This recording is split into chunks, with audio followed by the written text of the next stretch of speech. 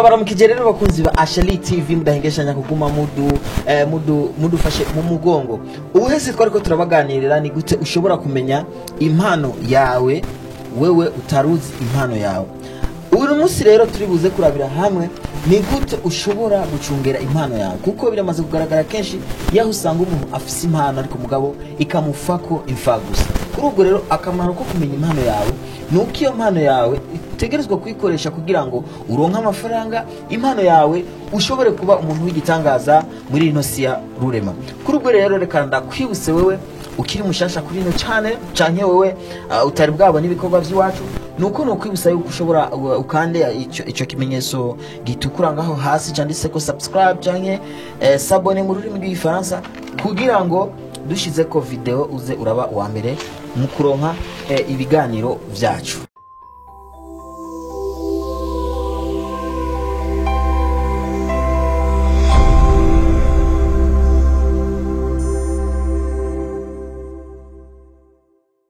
Okay, reka rero ndagarutse kandi kugira ngo ndabamenyeshe ndababwire rero ibintu bigera kuri bitandatu bituma wewe ushobora gucungera impano yawe, kuburyo impano yawe idashobora kuzimira. Kuko mwabibonye ugasanga n'umukinyi w'amareresi mugabo arabizi gose mugabo ugasanga impano yiwe isa nk'iyatakaye ukamenga ntazwi, kandi umuravye iyo muravye muri abantu batatu canke bane bavuga ati vraiment uyu muntu arashoboye, uyu muntu arabizi, mugabo ukaca wibaza mbe kubera iki impano yiwe abantu batariko barayibona, kubera iki umenga yaraho impano yiwe yaragiye, kubera iki? Kuri ubwo rero biba vyavuye kuri we nyene buri bwite impano yiwe aba atayikoresheje neza. Kuri ubwo rero gumana naje hano kuri Ashali TV kugira ngo ndakubwire ivyo bintu. Ubwa mbere, ikintu cyambere nyamukuru cyambere kugira ngo impano yawe ushobore kuyicungera, impano yawe idatakara, reka tuje kuri babandi bamaze kumenya impano yabo ni iyihe. Impano yawe rero iyo umaze kuyimenya wowe uri kurankurikirana, gerageza kuyiactiva. Ni ukuvuga yuko urari reactiva, kwizamura. Nukuvuga ikintu cyari kijyamye ukakivyura, ikintu cya wamenga kirakanye ukagishusha, kugira ngo iyo mpano yawe ntihaze hagere igihe runaka ugasanga iyo mpano yawe iratakaye burundu. Wowe ufite impano nucungere kino kintu kugira ngo ntuze uhure n'ikibazo mu misi iri imbere. Ikigira kabiri nukurondera gukora ikintu kugira ubudasa bw'ibintu. Kuri ubwo abantu benshi hari usanga bo mufite impano muri abantu nka 10 mwese hamwe, ariko mu bugaje usanga ntabwo uri wa muntu twovuga bati enorme créateur, umuntu yiyumvira umva ufite du création. Ifo rero wewe wamaze kumenya impano yawe ni wigukunge ushobora gukora ama création atandukanye muri iyo mpano yawe. Ndashobora kuguha akaruru gatoya nk'umuhinyanyuzi w'umuziki benshi basanzwe bazi nkungaha mu gihugu cyacu cy'u Burundi, benshi batandukanye uzozura vyumva baragira utuntu tudu création. Mugabo ugiye kuraba hariho bamwe bamusanga bagira udu création tw'abandi bantu. Oya, ndiko ndakubwira wowe ufite impano ukora utundi du création dutandukanye n'abandi bantu, siko nk'akarorero gatoya nuko baza baravyiga ku bandi. Urumva nk'umuziki urashobora kumva hajye utanguye magic mix, call the magic, urumva kakantu ntaga création, cyangwa ugasanga ariko arakora umuziki mugabo ugasanga muri passage. Hariho passage abantu benshi basanzwe bamenyereye ko passage mu muziki kumva mugabo yundi nabo kavuga bati oya je mu mpano yanje kuba ndumuhinyanyuzi, reka ndondere création, ndondere ukuntu nshobora gukora passage itandukanye n'abandi bantu. Wowe ndakubwiye ufite impano ukaramuka ukoze ico kintu ugakora création abandi bantu batazi mu mpano yawe, wowe uzobubaye umuntu w'icyamamare. Abandi bose bazoza bakwigaho mugabo wowe uzoba wamaze kubiki, wamaze kuba icyamamare. Ikintu rero kigira gatatu cyo gucungera impano yawe ni giki. Ubwa mbere, ikintu kigira gatatu hariho ikintu bita kubaka izina. Kubaka izina hariho rero umuzigo uvuga ngo kubaka izina byarantwaye umwanya munini. Kubaka kwizina kirashobora kugutwara umwanya munini, ariko mugabo wowe muri iyo mpano yawe nugerageze kubaka izina, kwi proud, ukuvuga kumenya izina ryawe ukarimenyekanisha ahantu hariho hose. Ntugume wicaye ko impano yawe, oya, urashobora kuba ufise impano mu gukabura ukungene ushobora gukuza izina ryawe mu mpano yawe niryo tunga ryawe. Kuri ubwo wewe gerageza mu buryo bwose bushoboka ushobore kubaka izina ryawe.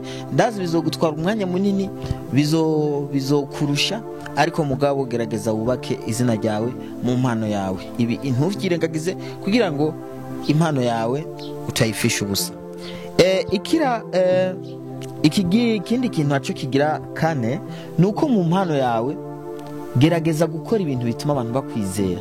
Ntukabe mu mpano yawe urashobora kuba ufise impano, ariko impano yawe ugasanga ibintu uri kurakora indani muri iyo mpano yawe bituma abantu batakwizera, ugaca usanga kubera gutaca cyizere cyawe impano yawe abantu bari barayibagira cyane. Kuri ubwo umuntu akora ibintu abantu bizera, umuntu ukunda abandi, kuko iyo ufise impano mugabo ugashaka kwigunga wowe nyene ubwawe uzokwisanga rya mpano yawe nawe nyene kandi kiragufi irapfa ubusa. Kuri ubwo wowe ufise impano yo kuba umumenyesha makuru, nihaza umuntu akakubwira bati jewe uri ananye ndafise impano yanje yo kumenyesha makuru, ndagusavye unyunganire canke umfashe, ntuzugajuke ibintu nkene ivyo. Hanyuma niba ufise impano yo kumenyesha makuru, niba ufise impano yo kuba umumekanisye bakakuzanira umudugu ngo ukore, gerageza uwo muduga uwukore mu bwizigigwa, ntubinjyajya, uwukore neza, umushikirize umuduga wiwe kandi utashizemo ibintu byo gusondeka. Kuko iyo ufise impano hamugasondeka bituma urya muntu avuga ati wapi uyu muntu igikigurwa ntacyo ashoboye. Kuri ubwo rero gerageza gukora ikintu mu bwizigirwa, kuko benshi reka nsuka n'ingaruka kandi kuba mekanisye nibo novuga ko bafite iki kibazo. Ikibazo gikomeye cyane. Umuntu ashobora kukuzanira umuduga ati je nshaka nkuriremwo pièce runaka unshiremo iyindi pièce, ugakura mwikomeye ugashiramo iyi pièce yapfuye kugira ngo agenda ashise imbere giswe kandi gipfe hama ubone kugaruka. Ivyo byose ni ibintu biriko biratuma impano yawe ipfa kabisa. Abantu bazokwibagira kuko uyavuye ngaho azobwira uyundi, uyavuye ngaho azogenda kandi kubwira umugenzi we bati oya ntuzugende kuri uriya muntu ahubwo genda ku yindi muntu, ukazosanga rero ya mpano yawe abantu bayibagiye iri kirapfutana. Kuri ubwo rero nawe nyene gerageza gukora ibintu bituma abantu bakwizera.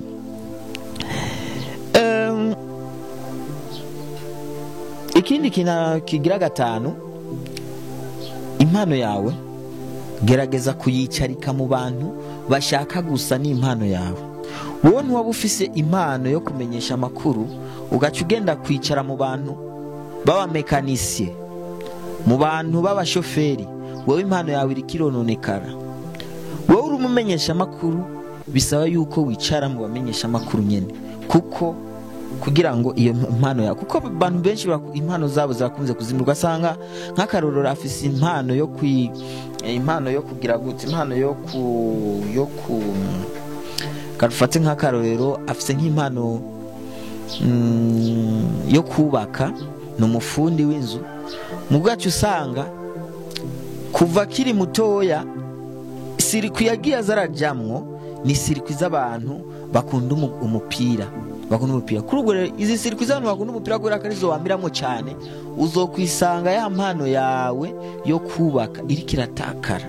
Kuri ubwo wewe wamaze kumenya impano yawe, gerageza wicarane n'abantu ubona yuko bari muri iyo cadre nyene y'impano yawe, niho bizogufasha yuko impano yawe ishobora kuzamuka igakura.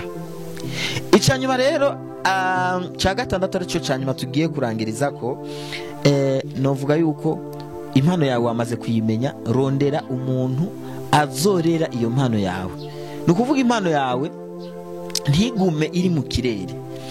Abantu bamaze kubishoborana novuga yuko ni nk'aba abaririmbyi nico gituma ukibona bacashira icyo bita management igufasha gucungera iyo mpano yawe. Impano yawe ntuyitware uko umva ushaka, impano yawe uyitware mu kuyikoresha mu buhinga bw'iterambere. Ntuyikoreshe gusa mu kirere abantu banyi oya, impano yawe uyikoreshe mu buhinga bw'iterambere. Kuri ubwo ibyo byose ntabyo uzoshobora gushikako utaronse umuntu arera impano yawe. Umuntu arera impano yawe nawe ninde? Nuwo twokwita manager, a managing impano yawe. Impano yawe rero ukaramukuronse ivyo bintu byose bitandatu ndakubwiye, impano yawe izozamuka. Nubwo bizofata igihe kinini canke bigafata amadominika menshi, mugabo il y a un jour impano yawe itegerezwa kwiactiva ku buryo umuntu wari we wese ahantu uciye, habe mu gutembera, habe mu mvugo zawe, habe mu vyo ukora, impano yawe izoguma igaragara. Mugabo mu gihe bino bintu byose uzovyirengagiza, impano yawe nukuri ndakurahiye uzokwisanga impano yawe yamaze gutakara.